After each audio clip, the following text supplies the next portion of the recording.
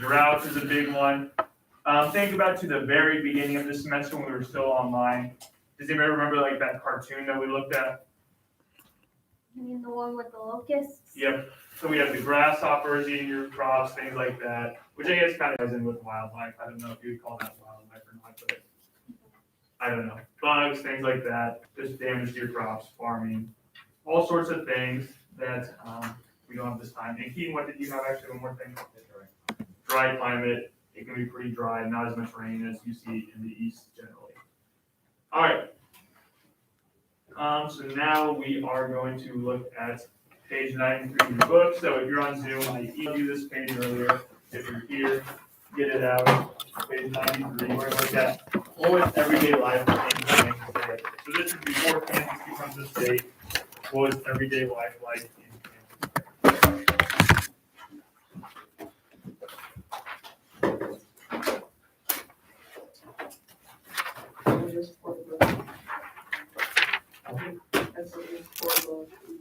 Oh yeah, so you're on through somewhere.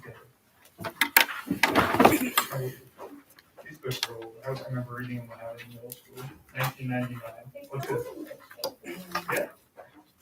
Wait, you said Some of the- 1999? Well, the first edition was written in 1995. This one looks like 2005 according to the inside. So, I'm older than you guys. All right. So page 93, we're going to read through this. We'll answer a question about it and we'll finish up. So, This book. yep, page 93. So we're going to look at what was everyday life like in Kansas Territory. Like I said, if you're on Zoom, I emailed you a picture of this page. So this is just normal people. A lot of the things we study in social studies are lives of super famous, powerful, influential people. But the vast majority of people are not that. Most people are normal people like you and me living their lives. So it's important that we also focus on them. All right. So settlers in Kansas Territory built houses. 93, Jonah. Oh. All right. Settlers in Kansas Territory built houses and established schools and businesses. They raised crops and tended livestock to provide food for themselves and their families. Another thing they had to do essentially was set up a society. They had to build all the houses. There weren't any houses that they could move into. They had to establish the schools. They didn't exist yet. They had to do all that stuff that comes up with setting up a town, a community. They had to do themselves. None of it was already there. All people in the territory experienced the hardships of the frontier. Housing was often not of the quality that settlers were left behind. So you couldn't, it takes a lot longer to build like big fancy like brick houses or stuff like that. Most people were living in what we call sod houses, which is another thing we'll look at more in this minute. Doctors and dentists were sometimes hard to find. New businesses were usually speculative at best. No one really knew if they would succeed or fail. The weather was not always a friend to the settlers. Winters were particularly brutal. Settlers were also challenged to survive severe drought. Some immigrants left the territory, others endured the hardships. Thaddeus Hyatt, the president of the National Kansas Committee, wrote to the president of the United States about the conditions in the territory in 1860. So this is what he said. This was a letter he wrote to the president of the United States, which at that time would have been James B. Thousands of once thrifty and prosperous American citizens are now perishing of want. Winter is upon them. Of clothing, they are nearly bereft. Food, they have to last through the cold season that is approaching of over 1,000 people upon Kansas soil 6 months ago. At least one quarter or a third have left.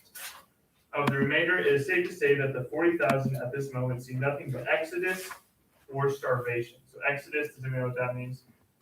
Sean? They'll be left.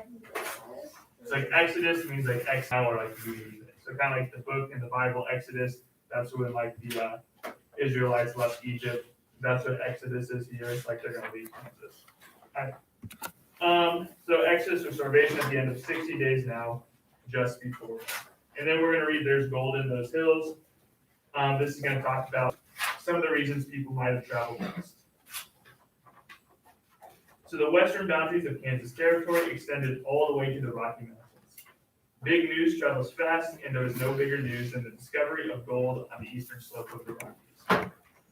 Settlers in Kansas Territory spread the word east through letters to his two friends. there's a good deal of excitement out to Pikes Peak.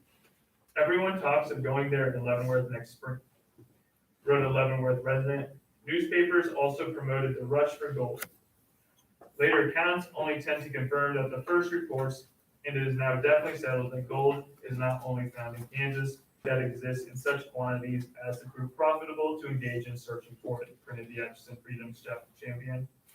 Thousands of people came to Kansas Territory to seek their fortunes in gold. Some became quite rich, and others found themselves discouraged and headed back home.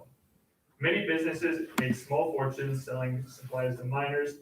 A stagecoach line between Leavenworth and Pikes Peak delivered fortune seekers to the gold fields for $125. The gold rush lasted only about a year. All right, so you guys can shut those books now. We are now going to talk about something called the Pony Express. Yay!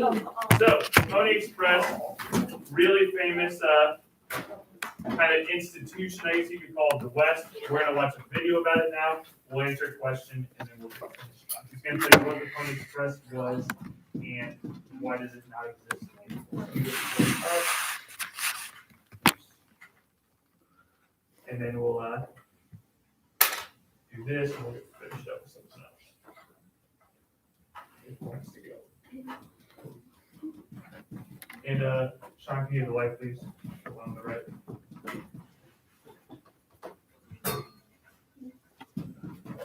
Thank you, Sean.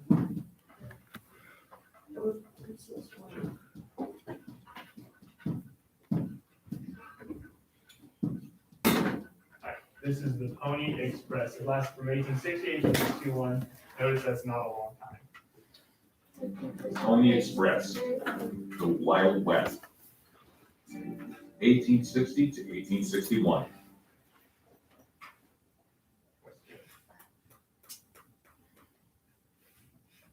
Look at that, they animated it.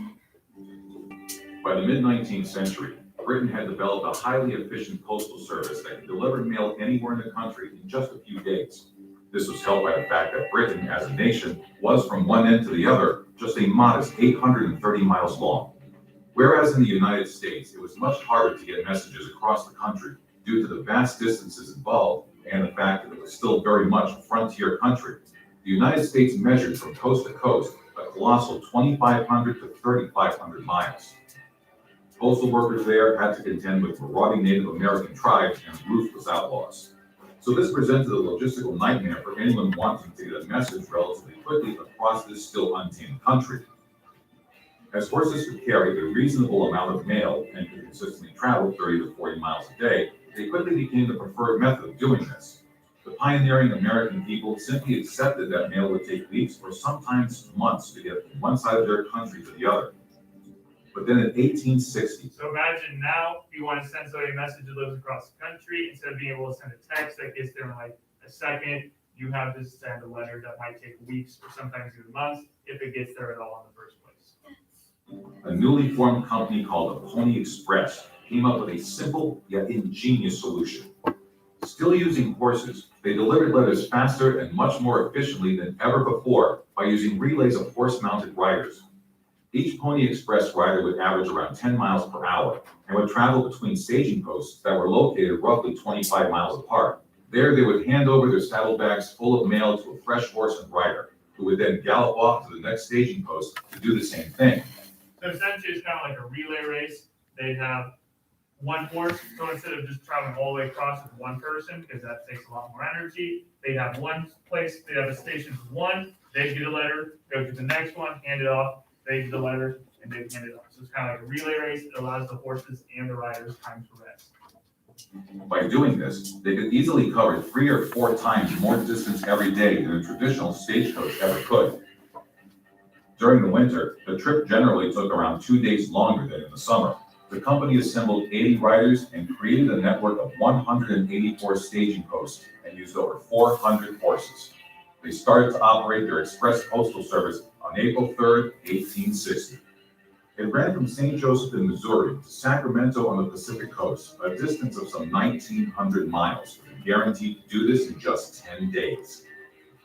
After this, the mail would continue by rail and be in New York by the Atlantic Ocean a couple of days later. Initially, it was a very expensive premium service that could only be afforded by the wealthy. This twice-a-week service cost $5 at first for a standard letter, which is just over $156 in today's value. But by July the following year, prices have been slashed to a more affordable $1 per standard letter. Each rider who joined the company was given a Bible and had to swear an oath to be faithful to their duties, not swear or drink alcohol on the job, and not to fight other employees. In its short existence, one of its riders who was tragically killed was Billy Tate, a 14-year-old Pony Express rider who rode the Express Trail in Nevada. He had been ambushed and chased by an angry Paiute tribe. He was later found dead, his body riddled with arrows. It was said that he managed to kill 7 of his assailants before he himself was killed. He was not scalped, a sign that the tribe honored their enemy.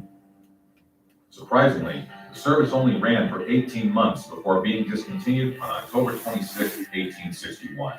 This was due to it suffering huge financial losses, despite having carried over 35,000 letters during its brief operational period. The primary reason why the service was so short-lived was that it was quickly overtaken by the new technology of the telegraph that started to operate a similar transcontinental message service in 1861, meaning that a message that once took days by the Pony Express now just took a matter of minutes. Additionally, the Pony Express... So we talked about what the telegraph is in this class before. So essentially think of it as kind of like early 1800s versions of texting. So you guys all heard like Morse code. Yep. Yeah, so like ships will send out like SOS, like beep, boop, boop, beep, or whatever it is. So essentially that's what the telegraph was, use Morse code.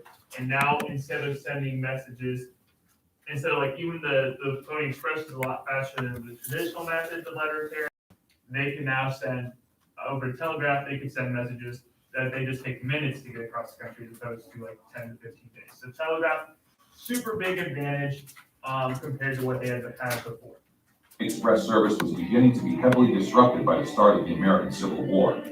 Most of the investors in the Pony Express were financially ruined when the company collapsed, and many would later die in poverty because of this. But none can truly compete with the glamorous and romanticized enduring image of the Pony Express rider dashing its speeds across a lawless landscape in all types of weather.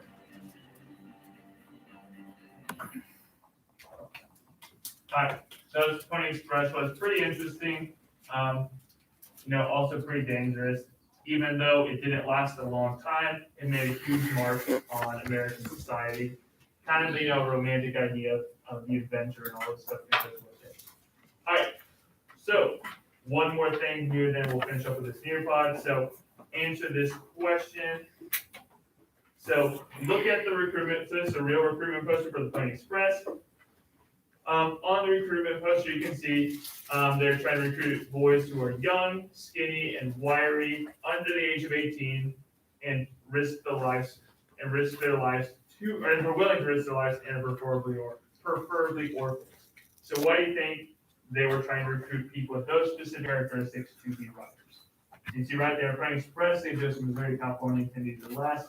Wanted young, skinny, wiry fellows not over 18, must be expert riders, willing to risk death daily. Orphans preferred, wages $25 per week. So why would they want to recruit that type of person? Make sure you submit it, and that's what we're going to do.